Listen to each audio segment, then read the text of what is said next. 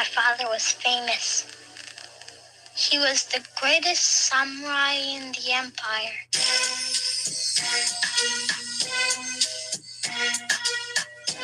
He cut off the heads of 131 lords. Good evening, everyone. This is GreaterSapien, Jerry Williams on the air. I'm just doing a last-minute check-in. Wasn't really planning on going live, but given that the week's been kind of busy, I figured I would step in and just say hey to folks. Hey, what's up? Notice me and notice me. What's up, Rhetoric? I'm actually going to, I might put a link up. I haven't done it yet for the Hangout. I should have gotten that one ready. Okay, I'm not going to respond to someone calling me daddy. That's just weird. Anyway, I'm in the middle of uploading a video response to the Bloody Truth. He decided to hit me up with a new video. So I just did a quick turnaround response to him. Hello, Eric Yam. Thoughts on veganism? Let me just say hey to people who are in the room first. Let me see if I can get a link together. I should have gotten that together before I started all this noise. So I can invite people up. YouTube, it's our kind of thing. Hey, what's up? Masavet. What's going on? Let's see. Let's see if I can get a code for this for everybody. Who else is in the room? Let's see what's up. Let's see what's up. We got AJS. Hi from Australia. Hey, what's up, Doug? Yeah, sorry to be doing this so late. It's just that's just the way things worked out. I wasn't planning on going on. I was hoping to get this video out earlier today, and since that didn't happen, it's going to go up after I get off the air. I figured I'd just check in to see what's up with people. You know, like, no, I love you guys just fine. It's just busy. You know how it is. Yeah, so, hey, Shadow X from Oklahoma. Thank you, RJ Dean, for your kind words. Who else is in the room? Are there any flat earthers on the line? Anyone who wants to ask me direct questions? Since I'm not going to be on here, probably just for like a half hour or so. As get to the meat of things if someone is here. Let's see. Well, it's perfect time of day for you. Yeah, but yeah, it's not, almost 9:30 here on the West Coast. A lot of everyone else in the United States is starting to slow down. Don't go flat earthing. Yeah, that's what happens. That's what happens. So looks like for the next couple weeks, well, starting next week, for the next 3 weeks after that, I'm going to be on the road for work. I'm going to be traveling. So what I'm doing this week and what I've done the last couple of days is I'm putting a lot of videos in the can. Hopefully I'll have about 5 done by the end of this week, and I can trickle them out over the next 3 or 4 weeks. But I'm just kind of, I did some recording today. I'm going to do some recording the next couple of days, and then I'll start working on the editing over time so that I can just, but I'll already have the narration in the can. And so I can start putting out videos on a regular basis, even though I'm traveling. Quick explanation as to why we see most of the same stars if we are flying through space. And the one thing you see is you said this is that dude on YouTube. Almost the same stars. Now the thing is that space is vast. The distances are incredibly far. So even though we are moving as a ratio of how big things are, we haven't moved that far. So everything seems to be fairly close to the same place, but they are not in the same place. It has been recognized over the years that the constellations have moved. People have looked at records taken by astronomers in the past and astrologers in the past who really were, trying to keep track of where the stars were, and they have seen in the writings that the positions have changed. The observations of how bright objects have changed, so the magnitudes have changed, and the distance have changed over time. So that's basically the explanation as to why they stay in mostly the same place. Remember, we've only been observing things for a few thousand years, at least keeping records of it for a few thousand years. I'm sure people were looking at things before that, and that's not very much in the cosmic scheme of things. Distance won't rise. What bothered me about the horizon rises eye level either, as you can see the infinite distance. Well, the thing is, the horizon doesn't rise to eye level. Just a couple things. One, it's measurable that it does not rise to the eye level. Two, and I'm hoping to do an experiment with this soon. Most people don't actually know where their eye level is. They don't necessarily know.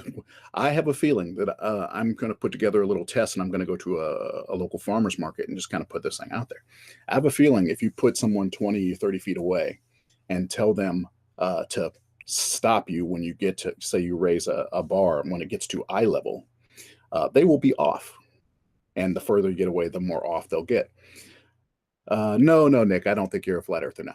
I just, you're just asking these general questions. You don't have to be of a particular mindset to be willing to and ask questions, or even just play devil's advocate. So no, Nick, I'm not, thinking that of you. So I was saying, I think most people don't actually have the ability to tell where eye level is, to a certain degree, within a margin of error. So if you, so when the horizon is way out there in the distance and they're looking down 1 degree, do you think they can actually tell that they're looking down? I don't think so. The fact is, your brain corrects for slightest. Sure, go ahead, Rhetoric. You can plug your video. Go ahead. Your brain corrects for that slight thing. There's no reason to tilt your head to see something that's 1 degree off, or 2 degrees, even 3 degrees. So you're not going to notice that. And the slightest movement of your eye in a downward position isn't going to be noticeable until it's dramatic. So I would like to do a test on that. I just haven't had a chance to set it up, but I think most people don't know where their eye level is. Let's see. By the way, it's Jerry with a J. Those who are wondering, it's Jerry with a J. People think it's Jerry with a G because I'm GreaterSapien. That's G, but no, it's Jerry with a J. Your eyes gravitate to the horizon. That's a good way of putting it. And what I find really funny is that people show videos of balloon flights and plane flights, and they say, see, the horizon is at eye level. And that means nothing when you're looking at a balloon. The balloon doesn't have an eye level. It's just the camera kind of flipping around and going to different places. How can they say that it's at eye level? Or when it's on a plane and someone's showing their pointing camera at the horizon and say it's eye level, it's like, no, you pointed the camera at the horizon. There's no eye level there at all. There's no way of measuring it. I find it funny that flat earthers will say something like that. So anywhere else in here? I have 22 vision. Me, I'm the only one who can see clouds. Thank you, Chloe and Black Tree. I'm curious as just real every so often, just check in. If you're a flat earther, I would like you to make yourself known and be more prominent. Not so we can attack, but so we can actually have a conversation. Does the world go away when we blink? I believe I have object permanence, so no, the world does not go away when we blink, unless we all blink at once, and then who knows what happens. Detonation, it's pointless to try to fight dumb people. It's pointless for dumb people to try to act smart. Well, it's not pointless for dumb people to try to act smart. I mean, trying to act smart is, they've got to try to make their way through society, and acting smart is one way of doing it. So it's a survival instinct for them to act smart. And also, I think it's a survival instinct for us to fight dumb people, to be broad, because the lowest common denominator folks kind of bring everything down. So we have to kind of hold the line for common sense, not even common sense, critical thinking. Common sense is overrated. Because if most people are stupid, I'm not saying they are, but if most people are stupid, then common sense is going to be kind of dumb. You got sent to the principal's office for acting smart. Well, I don't know. That just might have been a shorthand for saying being a smart ass and being an asshole. That's different. Acting smart. Thank you, Jay Ascension. And for thank you for not going the insult route like other. I try not to go the insult route. Hey, Doug, I'm not going to claim that I don't, take the low road sometimes, but I try my best not to do it first. If I give what I get, if you come at me cool, I come at you cool. You come at me hard, I go at you hard. But I try my best to keep the high road as much as possible, because the point is to have a conversation. Sometimes it's time for that conversation to end, and you need to just shut it down. But the point is to have a conversation. So just being rude, and not even just rude. When you take it that point where you're offensive, it's just you're not getting anywhere. Give appearance horizon.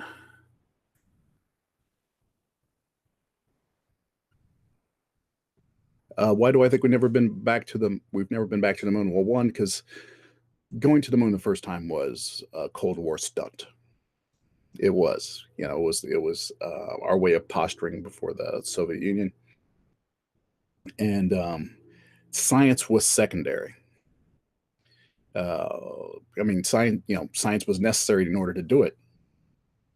I think by default, I may have slowed the chat down. I can't remember if I have a default setting, Lucifer.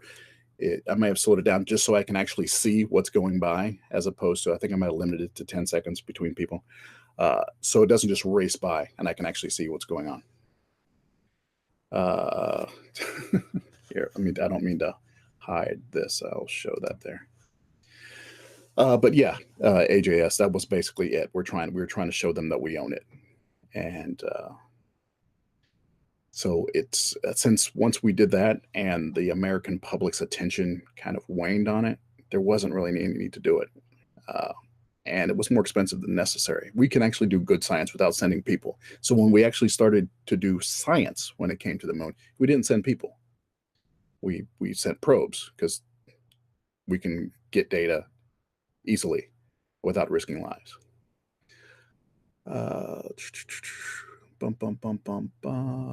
Yes, intimidated on the countries.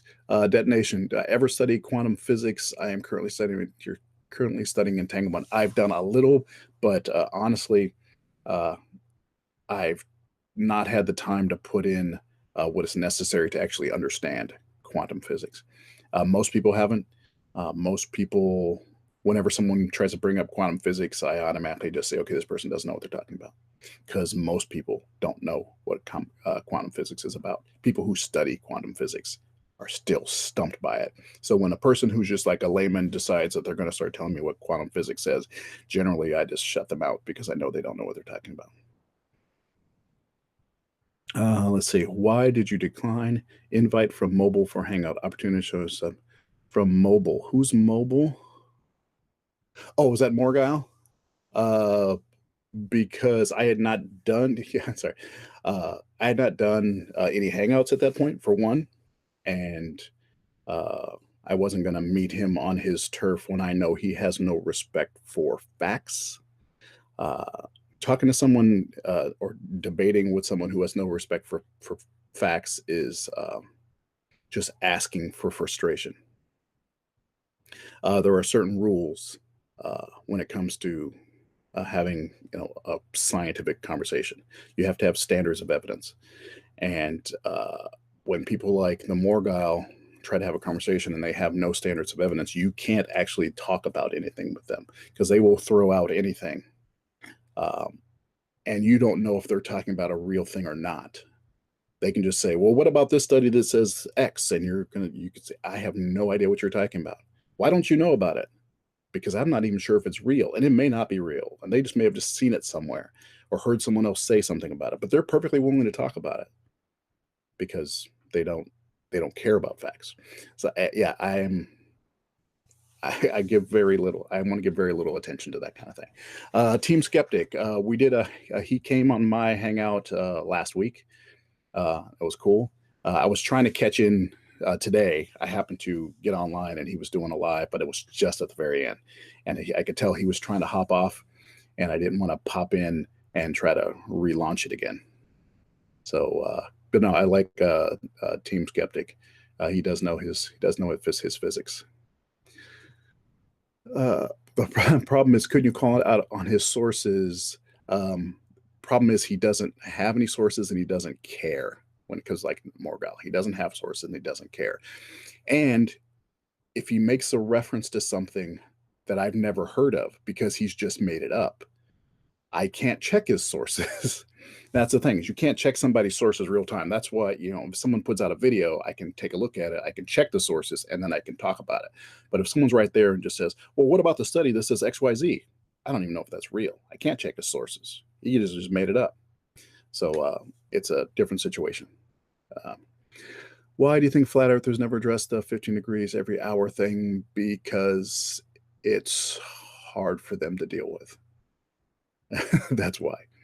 When things are really difficult, they just choose to ignore it or say it doesn't exist. Like that's why they say the South Pole doesn't exist, or the Southern Celestial Pole, because it breaks their system. So they have to say it doesn't exist. See, Tesla and physics. They love Tesla. Oh my God, they love Tesla. Tesla was great, but he's like fringe science Jesus, because they can just project onto him whatever they think. They can just project onto Tesla and just say that he believed. I'm not clear on Hawking's Bruce universe premise. I've read it a bit, but I can't say I've looked deeply into it too much, so I can't speak on that. Equinox Project. Yes, they say you can't go to Antarctica. They say that you can't circumnavigate the poles. So here's one thing I'm working on, folks. I think you, Sanders. All right. Here's a top secret thing I'm working on. Hopefully it'll get cleared to launch. Okay. Anybody think about sending me money? Don't. And here's why. In a couple days, if it clears, I'm going to be launching a Kickstarter. And the Kickstarter is to go on the Polar Explorer flight that's going to be circumnavigating the poles. And so hold on to your money. If Kickstarter allows me to launch this thing, we're going to try to raise money to get on that flight, to circumnavigate the poles, film every aspect of it as it goes on, ping live everywhere I go. If there'll be online, there'll be internet on the flight, ping my position. If I can go live while on the flight, don't know if I have that kind of feed. I'm going to do that. There are 4 stops. Well, there are 3 stops before it gets back to its original point. Going live from there. So hold on to your money. Let's hopefully Kickstarter will approve it, because I had to, you have to make it a project. And so the whole point is that I will make a small kind of documentary out of it, put it up online, make it available to schools and things like that. Oh yeah, cool. I'm also going to be doing t-shirts for those who donate a certain amount, and I'm going to be designing um, a limited edition poster. I'm an illustrator designer, so I'm going to design something for that. So those who do like $20 will get a poster. Those who do like $50 will get t-shirts and things like that. So hopefully that'll get approved in the next couple days. The name of the mission for the flight is they call it the Polar Explorer. If you go to, I think it's overthepoles.com. Yeah, I think that's what it is. So that flight is scheduled for October 26th through October 28th of this year. It's leaving out of New York, going to Argentina. Then from Argentina, it's going over the South Pole to Perth, I believe, and then from Perth to Beijing, and then from Beijing up over the North Pole to New York. So honestly, do I think I'm gonna, raise the money if it gets approved? Do I think I actually raise my? I don't know. I don't know, but it would be awesome if it happens. Got enough subs. All you gotta do is, if everybody put in just, a few dollars, we could get it. So, where in New York? I think it's going from JFK. Yeah. The ticket is actually, hey Ronnie, the ticket is 11 grand. That is how much the ticket is. So I have 14,000 subscribers. I'm gonna see if I can get people going. Let's see.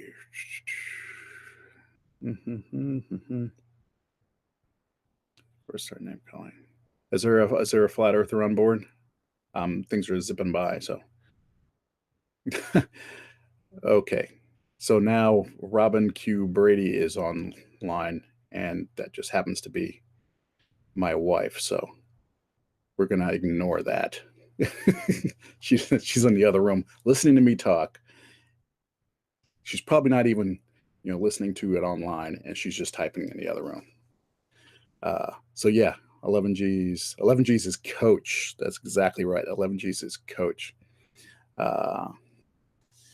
And then I got to cover the amount that Kickstarter will take off the top. Hey, what's up, Bob? The amount that Kickstarter will take off the top, and the cost of Wolfie's in Perth. Yeah. So what if this happens? I definitely want to check in with people who are going to be on the way. Like if Wolfie's in Perth, I would like to arrange to check in with him, especially since he could probably track me the entire time. He's got the technological ability to do something like that. So if this happens, I'm definitely going to check with him to see if we can keep going. Let's see. Let's see. Let me see if I can find that link. Excuse me while I try to multitask poorly, so you're gonna notice some lag from me. Let's see. Over the Poles 2018 is what it's called. Yeah. Here we go. Get this going.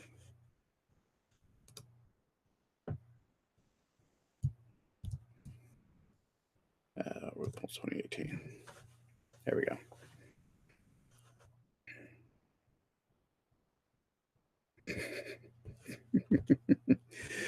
Yeah. Yeah, so everybody be cool to Robin Q. Brady, because I don't want to have to just start banning people for shit talking to my wife. Morgau is Romanian for mortuary. Oh, okay. I did not know that. Fun times. I'm also going to do a little bit more multitasking as I try to re-encode this video that I made. I have to kind of streamline it for YouTube to get my handbrake up and going. work here. Wow, you guys are doing your thing, and start. Okay, cool. Sorry about that. Is there look to Meyer, suggest others? Well, there E.T. Pangli. I'm sorry, I'll abuse that name. I'm terrible with names. Well, we just talked about Wolfie 6020. I think he's great. He does great work. I don't know why he doesn't have more subs than he does, but he's great. Slice Barcane also does great work. Again, a level of technological know-how that that I don't have, and I love seeing. I like getting into the nitty-gritty of things. I like to see it. I don't have time to do it myself. I tend to try to think about the way people think about science as opposed to the numbers. Because oftentimes you don't even have to get into the numbers, but if you can tell, if you can just talk about how the logic isn't going. Do I think the ISS is real? Yes. I get a notification on my watch that's linked to my phone that tells me when the ISS is going overhead. In the past, I have looked up and seen it. I mean, not in full detail. You can just see the little light going by. And do I think it's what NASA says it is? There's no reason for me to think it's anything other than that. People have filmed through telescope it passing by the moon, and it goes by really quickly because it's a small section of the sky that it's passing, but you can see the detail. I mean, it's got that same silhouette, that little kind of odd little moth butterfly-ish thing. Yes, 11,900 eco, 12 business. Yeah, I don't plan on going business class. That's not my plan. I'm just gonna get in there, just get on the plane. That's all I got to do is get on the plane. That's the most important thing. The rest will work itself out. Let's see. You got to take off. Understood. Yes, it does look like a TIE fighter. 12K, do you get to keep the plane? I wish. So let's see. Is there anybody that has any more questions? I don't want to stay on much longer. It's been, I don't know, 35 minutes, some noise like that. And but if anybody has any direct questions, I am uploading a video that I'll be uploading it after I get off of here. Why do flight patterns for planes seem so weird? You know, the ones for us talk about. Personally looked and they don't look great.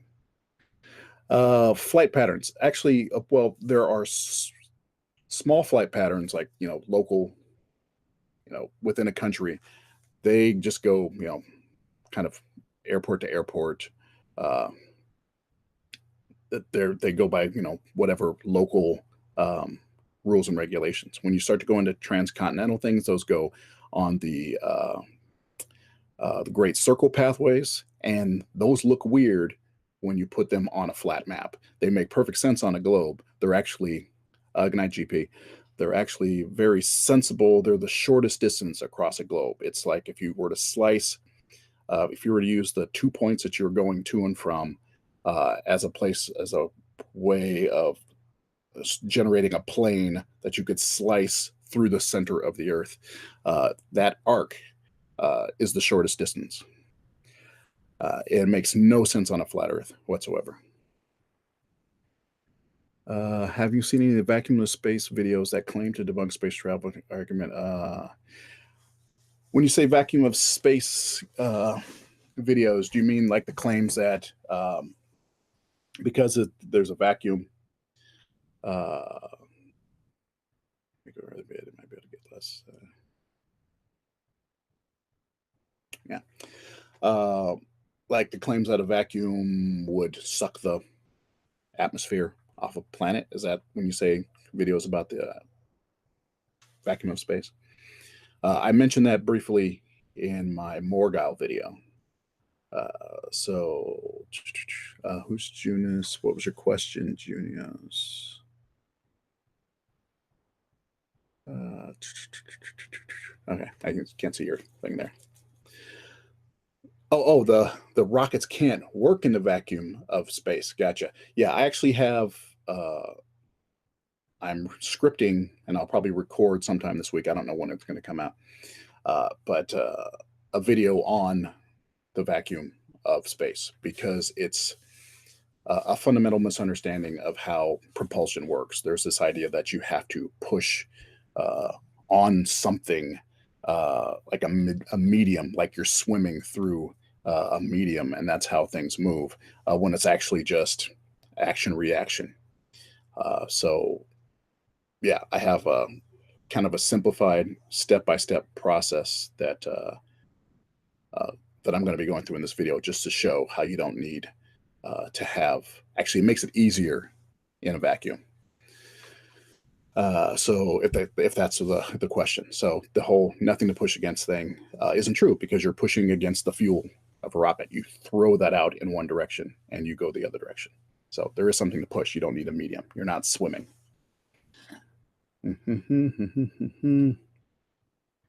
Let's see. Axios King, hail Trump. I hope you're joking. You shouldn't say hail anybody in this day and age. That's just not how things work. I don't care if it's somebody I like. I wouldn't be happy with anybody saying hail that person. We don't do that kind of thing. It's like this royal wedding thing. I just don't get it. Let's see. Question was, how does Jupiter stay in orbit? Well, it's Heil Trump. Yeah. Jupiter stays in orbit because of whatever initial momentum it had, initial velocity, put it into a no hail GreaterSapien. No. Okay, hail Robin. That's good. But put it into orbit, so it's actually on a kind of a constant falling path. Hail Trump again. But there's a tug of war with the sun and planets behind both it. I'm not exactly sure, but you have to think of that Jupiter is falling in toward the sun, but it's going fast enough that it never hits. Much like a satellite. It's a satellite going around the sun, just like a satellite goes around the Earth. It's the same type of thing. Yes, you can say hail if there is some. If there's hail in the car, you can go hail car. But yeah. So just like you need to have a certain amount of initial energy to propel a satellite up into orbit, and then it goes around whatever got things moving in terms of the origin of our galaxy, the moment, the gravitational pull that began things congealing into planets and stars, around whatever momentum that had that got that spin going. That's what keeps it going. But see, the problem is, and this is not a problem with your question, is that most questions don't have simple answers. They just don't. And since they don't have simple answers, a lot of people would prefer not to hear them. They would prefer to hear the simple answer. And so if someone can say, oh, it just doesn't make sense, it's because of flat Earth, then people are like, yeah, that feels better to me. As opposed to the more complex answer, which is like, too long, didn't read, don't want to hear it. Give me something else. Vacuum is only our perception of our Earth pressure, 1 bar. Yeah, we say a vacuum when it's not truly a vacuum. We can get pretty close, and space is pretty close, but everything's on a gradient. So as we go higher in altitude, there's no real spot where this is now the vacuum of space. Take care, Junios. We just kind of arbitrarily say this is the spot right here that we're going to call space, but the fact is there's a drop off, and it's a gradient, and at some point the air is thin enough that it doesn't affect things in orbit, the drag. And once it gets to a point where the drag is insufficient to to bring an object down, we call it space. We basically call it space at that point. So yeah, I think we're good. It seems to be summing up there. I just wanted to check in with folks so people didn't think that I was ignoring them. I'm going to be uploading, like I said, I have a video response to the Bloody Truth that's going up shortly. It's encoding right now. I don't know why he keeps making videos when he's actually so very bad at it. But since he brought it to me and we have a little bit of history, I thought I'd do a quick turnaround and knock one out for him. So, and plus I hadn't done one of these in a while. But I do have some long form stuff in the works. I've been recording throughout the week, and I put in the request for the Kickstarter, and so hopefully that'll get approved and we can go forward. So that'll be great. Okay, real quick before I go, one last shot for questions. We're going to sum this thing up. Yes, the ISS does have to make orbital corrections on a regular basis, and you can actually see, I think Wolfie might have done it, tracking the different altitude that the ISS is at. You can actually see the pattern of it deteriorating and then again boosted back up and deteriorating and boosting back up.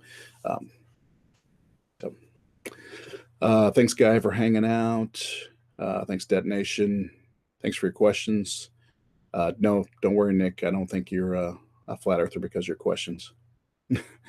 And yeah, more vids coming up. And while I'm out of town, I'll probably be going live as often as possible because I don't think I'll have time to actually do any video editing. Best thing to do is just to stream. So take care, Melvin. Message Facebook about catching up. Cool. Thank you very much. All right, everybody. You take care. Talk to you soon. Peace.